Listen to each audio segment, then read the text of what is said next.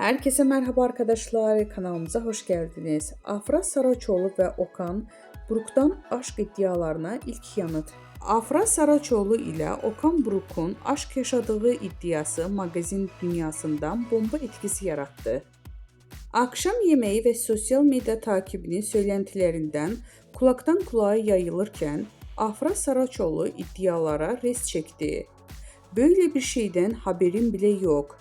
Siz uyduruyorsunuz" diyerek söylentilerin fitilini daha başlamadan söndürdü.